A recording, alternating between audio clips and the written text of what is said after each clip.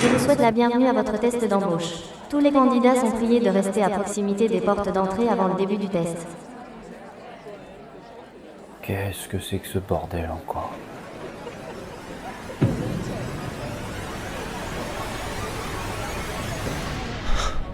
Non, pas encore.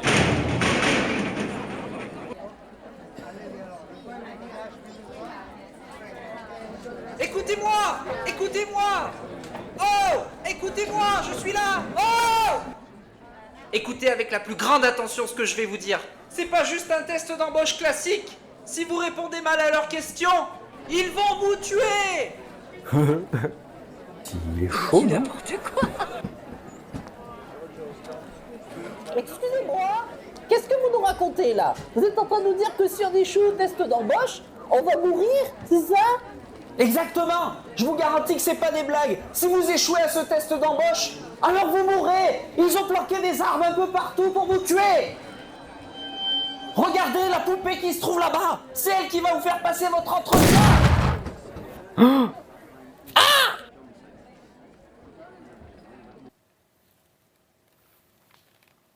Numéro 13. Numéro 13. Fanny, tu réponds? Oui, allô? C'est toi qui as tiré? T'as vu, du premier coup? Pourquoi t'as fait ça? Bah, il a bougé. Mais ça a pas encore commencé, espèce de grosse gourde! Mais il avait bougé, on m'avait dit que tu tires s'il bouge. Mais il faut attendre que le test commence, c'est pas possible, mais t'es vraiment nul, quoi! Oh, écoute, c'est bien compliqué pour moi tout ça, hein. Avec toi, tout est compliqué de toute façon. T'as tiré sur lequel? Je sais pas, celui qui était devant, le numéro 1. Tu plaisantes, j'espère. Mais c'était le patron! Le numéro 1, on avait une consigne, fallait pas le toucher! Ah oui, ça me revient maintenant. Mais c'est pas possible, tu nous les fais toutes, ma parole! Joueur 1, éliminé. Quand il faut recruter, c'est jamais gagné. Recruter ou bosser seul? Haha, le fameux choix, celui qui va déterminer si tu vas travailler en équipe ou bien tout seul avec ta to-do list en mode solo entrepreneur. Honnêtement, si vous n'avez pas un minimum de patience, un brin de pédagogie ou si tout simplement vous ne voulez pas entendre quelqu'un vous raconter sa vie durant un entretien, restez seul, ça évitera pas mal d'ennuis. Mais pour moi, c'était presque une évidence. J'ai toujours travaillé en équipe et j'ai toujours aimé ça. Transmettre, former et partager tout ce que je pouvais savoir, c'était quelque chose qui me motivait vraiment. Même si, soyons honnêtes, t'as bien failli en étrangler un ou deux parce qu'ils pitaient rien alors que ça faisait la 10e fois que tu leur expliquais. Mais surtout n'appuie pas sur ce bouton. D'accord? Vas-y, répète tout ce que je viens de te dire. Je s'appelle Groot. Je s'appelle Groot. Voilà. Je s'appelle Groot. Non! Ça, c'est le bouton qui tuerait tout le monde! Recommence. Je s'appelle Groot. Je s'appelle Groot. Je s'appelle Groot. Non! Sur quel bouton il faut que tu appuies? Montre-le-moi! Il y a plein de raisons qui peuvent pousser un entrepreneur à vouloir recruter. Un surcroît d'activité, une démission ou même la création d'un futur poste. Mais à chaque fois, peu importe la raison, il y a toujours ce petit moment d'appréhension dès qu'on sait qu'on va recruter. Moi je dirais que c'était plus qu'une appréhension que tu ressentais des fois. Oui, entrez. Et bonjour. Ah Seb, ça va? Qu'est-ce que je peux faire pour vous? Ben, je viens de voir Philippe, il démissionne. Ah bon? Bon, bah écoutez, c'est comme ça, hein. Eh ben, bon, avec son mois de préavis, de toute façon, on a largement le temps, hein, c'est... Oui, mais moi, il m'a donné sa lettre de démission et un arrêt maladie. Merci. Un arrêt maladie. Salarié de votre entreprise depuis en tant que... Je suis également en arrêt maladie. Par ce courrier, je vous informe de ma décision de démissionner de mon poste. Compte tenu que la durée de mon arrêt est supérieure à celle de mon préavis, je ne reviendrai pas travailler dans l'entreprise.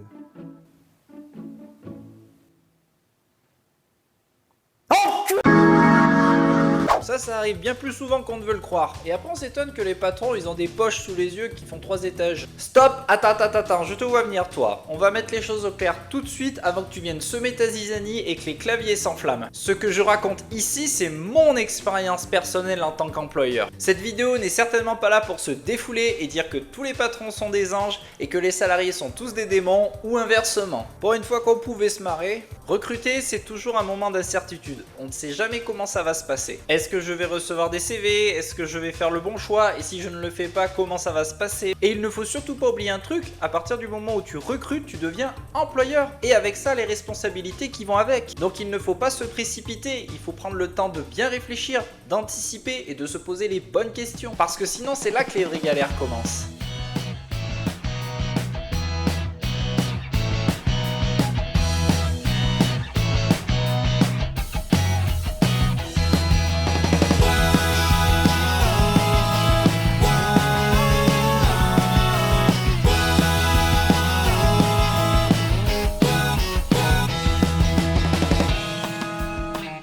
La toute première étape avant même de rédiger ton offre, c'est de définir ton poste, ce que tu recherches précisément. Recherche quelqu'un pour travailler.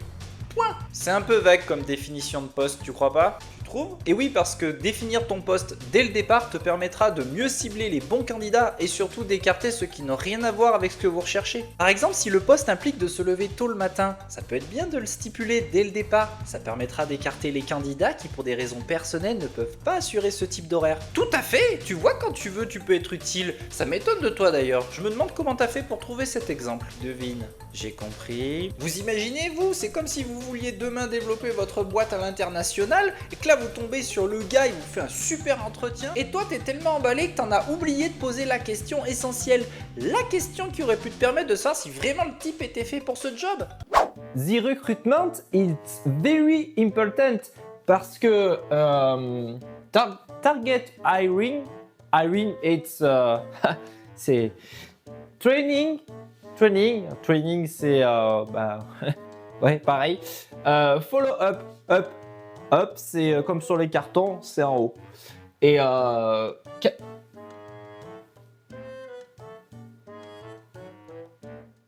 Et bien justement, parlons-en de ces questions. Il y a 9 ans, je n'avais jamais recruté, je ne savais même pas comment m'y prendre. Aucune compétence dans ce domaine, donc comme tout bon débutant, j'ai fait ce que tout le monde fait.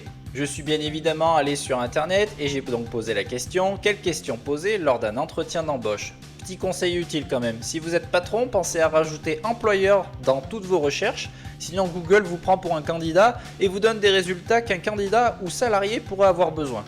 Et là c'est le festival, il n'y a plus qu'à se servir. Des listes de questions toutes prêtes, toutes plus génériques les unes que les autres, mais surtout toutes aussi débiles. Parlez-moi de vous. Quelles sont vos qualités, vos défauts? Qu'est-ce qui vous motive pour ce poste? Où voyez-vous dans 5 ans? Toi, si déjà t'arrives à tenir 2 ans, ce sera déjà beau. Je vous jure que des questions bizarres en faisant mes recherches, j'en ai vu passer pas mal. Mais il y en a une qui m'a particulièrement marqué quand même. Si vous deviez inviter 5 personnes à venir dîner, vivantes ou décédées, réelles ou fictives, lesquelles seraient-ce? Franchement, faut vraiment être tordu pour poser ce genre de questions à un entretien. Ben moi, si je devais choisir, je dirais... Non mais on s'en fout, à quoi ça nous sert à nous de savoir que tu voudrais manger avec Batman, le père Fouras ou Sinoc des Goonies? Essayez de napper votre glaçage de façon irrégulière. Juste un peu. De surface un peu bosselée, disons. vous en voulez une barre? Justement, il m'en reste une.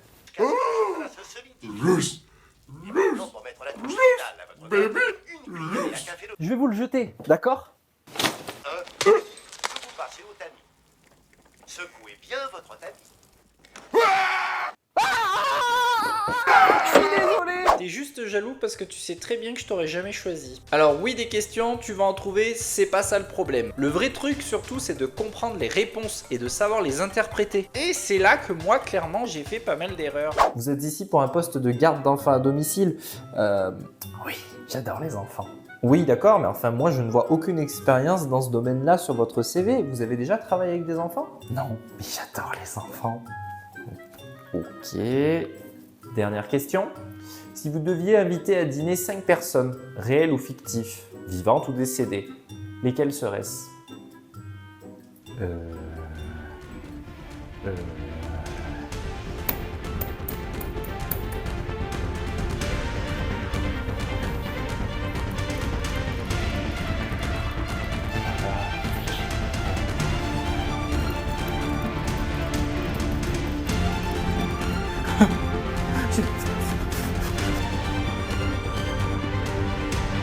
Choupi, Hannibal Lecter, Peppa Pig, Voldemort et Dora l'exploratrice.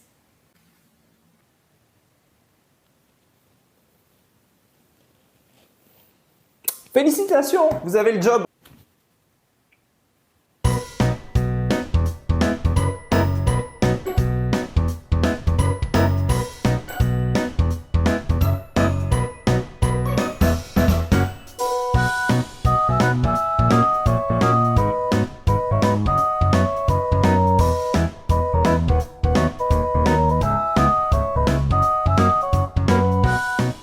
T'as toujours eu le chic pour faire confiance à n'importe qui, visiblement. Et comment tu voulais que je devine que j'allais avoir des problèmes avec celui-là? Le mec, il invitait Choupi et Hannibal Lecter à dîner. Tu voulais quoi? Un certificat de l'asile de fou d'où il sortait? Heureusement, avec le temps, tu commences à te perfectionner. Tu remarques certains détails, certaines réponses qui te font déclencher une petite alarme en toi. Un truc qui te dit non, évite cette personne. Mais vous imaginez au début le nombre d'erreurs que j'ai pu faire? Oui, et certaines tu les as payées longtemps. Maintenant qu'on a vu qu'il fallait bien définir le poste avant de commencer, on va passer à la rédaction de l'offre d'emploi. Au début, j'avais jamais fait ça, donc comme beaucoup, j'ai fait ce que tout le monde fait, j'ai été voir un peu ce que faisait la concurrence, j'ai copié, j'ai collé, j'ai changé 2-3 bricoles. Et le pire, c'est que ça a marché, même trop bien. J'étais même étonné parce que figurez-vous que moi-même, je l'ai trouvé hyper basique, sans âme, sans personnalité. Personnellement, je n'aurais jamais répondu à une de mes propres annonces. Mais bon, elle ramenait des candidatures, alors... Et puis avec le temps, j'ai commencé un petit peu à les personnaliser. Plus de détails, un ton un peu plus humain, bref, quelque chose qui me ressemblait vraiment surtout. On poussait même le truc un petit peu loin en créant des affiches style Marvel pour nos campagnes de recrutement. On misait sur le côté décalé, plus humain, moins institutionnel, et logiquement, avec un ton plus sincère, des visuels quand même qui étaient travaillés, et une vraie personnalité, on aurait dû bien évidemment attirer encore plus de candidats. Perdu! Et ouais, tout ce temps investi pour rien, parce que non seulement ça n'a pas mieux marché, mais en plus ça nous a emmené des gens qui pensaient venir ici pour rigoler. Quand tu dis familial, certains entendent barbecue et baby-foot. Pas contrainte et planning. Le vrai souci, c'est que les gens ne lisent même pas les annonces, ils ne dépassent même pas la deuxième ligne. Alors quand toi tu mets en gros, en gras, permis B obligatoire et que les 3/4 postulent sans avoir le permis, vous pensez faire quoi les copains en trottinette? Il y en a même un, il a même pas été foutu de lire le titre. Il pensait postuler à un poste d'assistant manager alors que c'était assistant ménager. C'est dommage. Du coup, on l'utilise plus cet intitulé-là. Pourquoi investir autant de temps et d'énergie alors que la plupart des gens qui postulent et viennent passer un entretien veulent tout simplement trouver un emploi pas très loin de chez eux qu'ils pensent pouvoir faire sans compétences? Sauf que évidemment, c'est une fausse idée. Et ça, ils l'ont compris. Certains l'ont tellement bien compris le jour de l'entretien qu'ils n'ont même pas donné suite au poste. Bon, et bien une fois que l'annonce s'est publiée et que les candidatures commencent à arriver, et bien il est temps de trier les CV. Certains CV étaient vraiment très faciles à trier.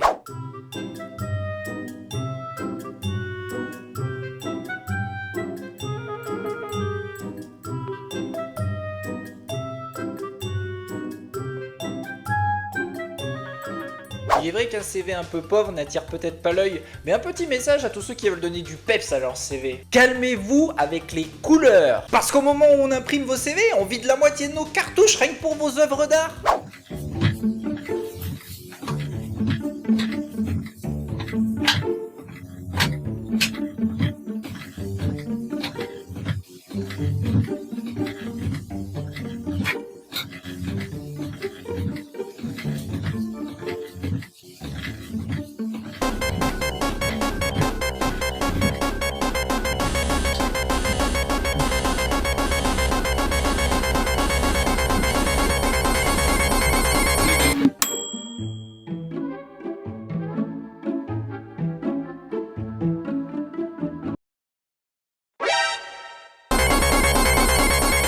Alors je sais que certains recruteurs sont très forts. Rien qu'en lisant ton CV, ils sont capables de te dire si toi tu es introverti, si tu es aligné avec tes chakras, ou même ce que tu as bouffé le midi. Moi, tout ce que je peux vous dire avec certains CV que j'ai eu en main, c'est qu'il y a des personnes qui étaient tout simplement là pour être à jour au niveau de leur démarche pour les aides sociales, mais certainement pas pour trouver un travail. Et pourtant aujourd'hui, je pense qu'il y a assez d'outils pour pouvoir essayer de faire un CV à peu près correct, entre France Travail, Internet, un ami, un proche, quelqu'un qui peut vous aider, histoire de faire en sorte que votre CV soit un minimum présentable.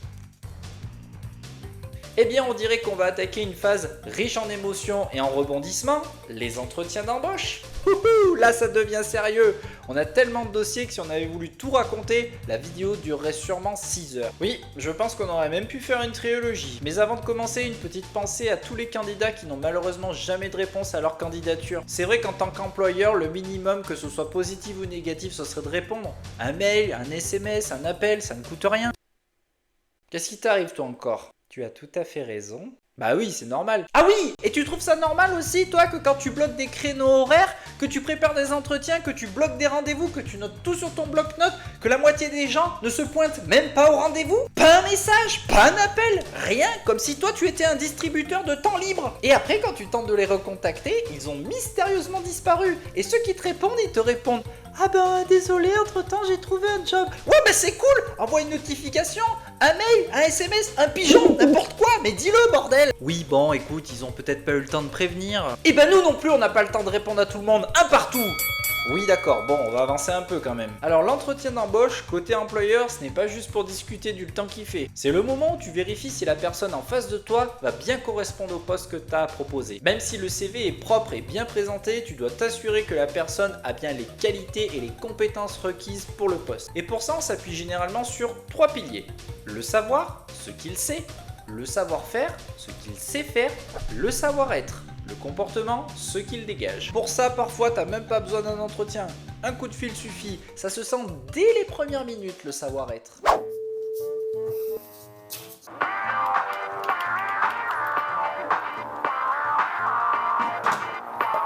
Ouais. Oui, bonjour, je me permets de vous contacter suite à votre candidature pour le poste d'agent de propreté et d'hygiène. Vous êtes toujours disponible et intéressé? Ah ouais, grave. C'est quoi le taf déjà? Un poste d'agent de propreté et d'hygiène. J'ai postulé à ça moi.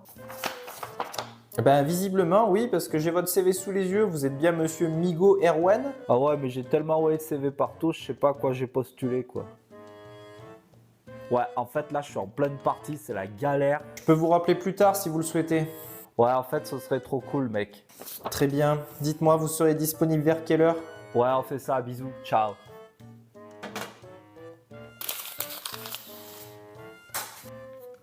Bouffon.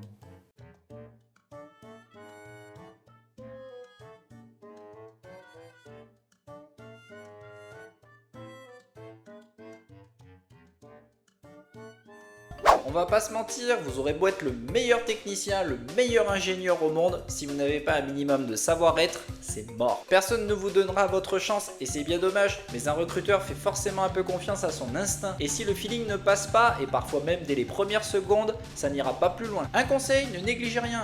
La tenue, sans en faire trop bien sûr, la posture, la présentation. Bref, si vous voulez vraiment le job, mettez le paquet dès le départ. Ouais, enfin allez-y mollo quand même, surtout avec le parfum. Mon nouveau parfum ne vous gêne pas, j'espère? Non, pas du tout. Ça c'est pour mes allergies. L'eau de parfum. Vieille peau. Le parfum qu'il vous faut. Je vous jure que j'ai failli mourir ce jour-là. Je suis sûr que sur son parfum, il y avait beaucoup plus de pictogrammes que sur nos propres produits ménagers. Ce qui est dommage, c'est que parfois la personne aurait peut-être pu convenir au poste, mais à cause d'une première mauvaise impression, ça passe pas. Et c'est humain, on fonctionne tous comme ça, qu'on soit recruteur ou candidat. Le deuxième point du coup qu'un recruteur peut vérifier, c'est le savoir, vos connaissances pour le poste. Alors oui, les diplômes peuvent venir renforcer une candidature, mais il y a aussi les savoirs que l'on peut acquérir lors de nos expériences professionnelles, dans nos anciens boulots ou même en formation. La formation, les diplômes, c'est bien beau, mais rien ne vaut la pratique, le terrain, les vraies galères. Oui, c'est vrai, mais parfois c'est justement là que ça coince. Certains recruteurs ne laissent pas leur chance aux candidats car ils manquent d'expérience, alors que justement ils postulent pour acquérir cette expérience. C'est le bon vieux chien qui se mord la queue malheureusement. L'employeur veut 2 ans d'expérience, sauf que toi t'en as pas parce que personne ne t'a encore laissé ta chance. Mais pour avoir de l'expérience, il faut être être embauché. Mais pour être embauché, il faut de l'expérience.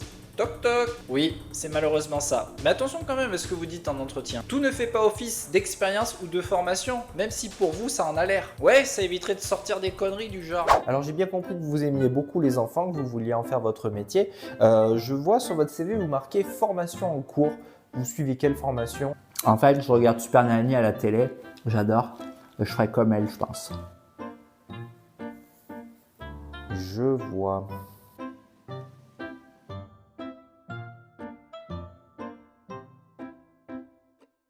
Pourquoi t'as pas embauché, sérieusement? Super Nanny, qu'est-ce qu'il te faut de plus? Ouais, enfin là c'est pour travailler avec des enfants quand même. T'imagines si on faisait ça avec d'autres métiers?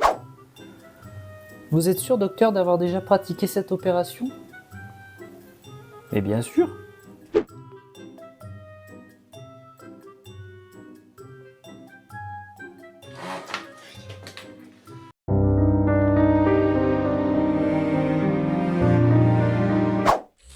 Je suis sûr que j'aurais pu être chirurgien. Bon, on va pas se mentir, les savoirs, c'est clairement des choses qu'il vous faudra pour pouvoir postuler à certains jobs. Mais il y a aussi des postes où les recruteurs vont surtout s'appuyer sur vos savoir-faire, votre expérience professionnelle. Parce que oui, on peut très bien ne pas avoir de diplôme, mais avoir plusieurs années d'expérience dans un domaine. Et ça, pour un recruteur, ça peut faire toute la différence. Alors attention les amis, dites-moi si je me trompe, mais l'expérience professionnelle, ça s'acquiert bien en milieu professionnel. Bah oui, ça me paraît être une évidence. Ah ouais, ça te rappelle rien? Bon, non. Mais si, la fameuse réponse qu'on te donne à chaque fois lorsque tu poses la fameuse question « Quelles sont les compétences que vous avez en lien avec le poste ?» Je précise qu'il s'agit d'un poste d'agent de propreté et d'hygiène. Ah oui, je vois. Je fais le ménage chez moi, alors je sais le faire ailleurs. Oui, mais bien sûr, vous imaginez-vous si on vous disait ça pour n'importe quel métier? Bon, et faire l'électricité de votre maison? Facile. Chez moi, c'est moi qui ai changé toutes mes ampoules alors.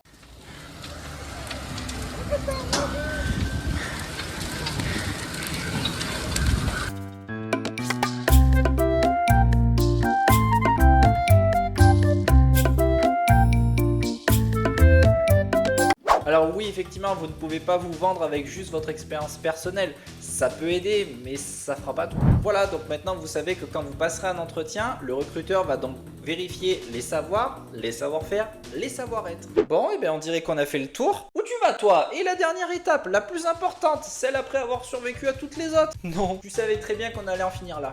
Pitié, non. Mais si, t'inquiète, ça va aller. Puis à force de te planter, t'es devenu un vrai puits de science. Bon, bah allons-y, visiblement je n'ai pas le choix. Maintenant qu'on a fait passer nos entretiens d'embauche et qu'on a réussi à repérer des candidats qui sortaient du lot, il arrive le moment que je déteste, le plus délicat, le choix final. Même si on a plusieurs bons profils, il faut trancher. Trancher, oui, mais comment? Eh bien c'est ça le problème, je n'ai même pas de technique miracle à vous donner. Il y a des fois où je le sentais super bien et ça a été un fiasco légendaire, et il y a des fois je me suis dit... On verra bien, écoute, et finalement la personne est encore avec nous. Plouf plouf, ça sera toi qui auras le job. Limite, j'en serai là des fois. T'as un seul poste à pourvoir, t'as 3 bons candidats. Les 3 ont bien répondu, il y a eu un bon feeling, ils ont donné des bons éléments de réponse, et tu dois en accepter qu'un seul et dire non aux 2 autres. Comment faire le bon choix? Est-ce que je vais regretter? Si je me trompe, comment je peux faire? Heureusement, parfois, l'univers venait à ma rescousse. Quand j'hésitais entre 2 profils et que j'arrivais enfin à me décider, je contactais donc la personne pour lui annoncer qu'elle avait le poste. Et là, cette personne me répondait souvent « Ah bah non, je suis plus dispo !» Plus de choix à faire, alors qu'à la base, j'arrivais même pas à me décider. Merci, l'univers. Et parfois, c'était même les 2 qui n'étaient plus disponibles parce que tu mettais 10 plombes à te décider. Tu crois que c'est facile toi aussi? C'est pas comme si on pouvait demander le vote du public ou le coup de fil à un ami? Bienvenue dans Qui veut embaucher un salarié, et ce soir c'est Guido donc qui est avec nous, et avant la pub il était donc sur cette question. Vous avez un seul poste à pourvoir mais 4 bons candidats. Réponse A, Sophie, très compétente mais raconte toute sa vie. B, Julien, super motivé mais a voulu m'apprendre mon métier. C, Amélie, parfaite mais pas dispo pendant 3 mois, fin de son préavis. Et donc D, Stéphane, très professionnel mais ne veut pas travailler en équipe. Je vous rappelle que vous avez déjà utilisé votre 50-50 mais qu'il vous reste quand même 2 jokers. Oui, ben justement, Jean-Noël, je vais pas prendre de risque, je vais utiliser mon joker, je vais demander le vote du public. Très bien, public, donc si vous avez la réponse A, B, C, D, à vous de voter, vous avez quelques secondes.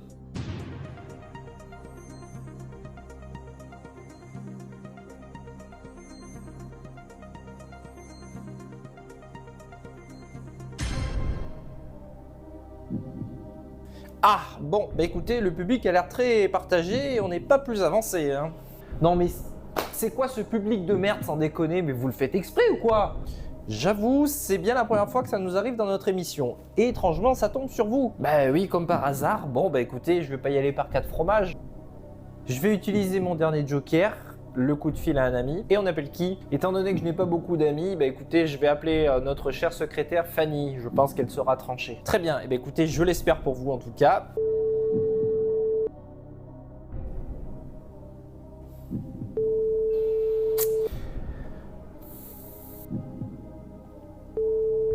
Mais qu'est-ce qu'elle fout, bordel? Oui, allô? Bonsoir Fanny, c'est Jean-Noël de l'émission Qui veut embaucher des salariés? Je suis avec votre employeur, donc Guido, qui aurait bien besoin de votre aide pour une question. Ah oui, d'accord. Salut Fanny, ça va? J'espère que t'es en forme. Bah non, pas trop en fait. Mon poisson glouglou, il est mort et j'ai mes allergies qui me reprennent. Non mais on s'en fout en fait. Écoute la question. Vous avez un seul poste à pourvoir et 4 bons candidats. Lequel choisissez-vous? A. Sophie qui raconte sa vie. B. Julien a voulu m'apprendre mon métier. C. Amélie pas dispo avant 3 mois. Et D. Stéphane ne veut pas bosser en équipe. Je t'écoute. Oula, c'est pas facile, hein. Vite, vite, s'il te plaît. Bah, je sais pas, Il te reste 5 secondes, mène-toi! je passe sous un tunnel.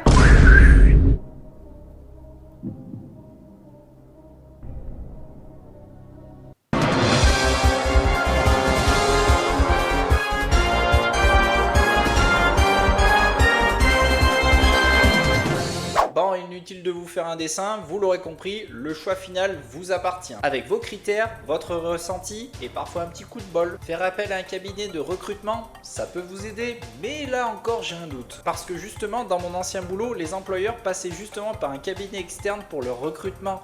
Et franchement, on a vu passer de beaux cocos. Je me suis souvent demandé pour certains, mais comment ils ont fait pour passer les tests, ceux-là? Alors qu'en face, on avait certains intérimaires qui faisaient super bien le job pendant 18 mois, mais qui finalement n'étaient pas embauchés. Bref, tant de mystères inexpliqués pour des choses aussi complexes et imprévisibles que le recrutement et surtout les gens. Le seul vrai conseil que je peux vous donner, même si vous faites des super entretiens avec des questions très pertinentes et un bon tri des CV, n'oubliez jamais votre meilleur allié, votre instinct. J'ai déjà recruté des personnes qui ne cochaient pas pourtant toutes les cases. Pas le profil idéal, pas l'expérience requise, mais pendant l'entretien, il y avait quelque chose, une vraie motivation, une envie d'apprendre. Et personnellement, si j'ai le choix entre quelqu'un avec de l'expérience mais sans motivation et quelqu'un d'hyper motivé en face, et ben je choisirai la personne motivée et je ferai en sorte qu'elle puisse acquérir de l'expérience. Et ça, mes amis, c'est quelque chose qui m'a permis de découvrir des personnes qui étaient de vraies pépites, des perles rares comme on dit chez nous. Alors oui, il m'est arrivé souvent de me tromper. Dites-vous bien une chose, même si les cabinets spécialisés en recrutement arrivent à se tromper alors que c'est leur métier à la base, vous aussi forcément vous ferez des erreurs. Le tout c'est d'en tirer une leçon et d'éviter de faire en sorte de les reproduire. Et au pire, c'est pour ça qu'existe la période d'essai, on n'est pas mariés non plus.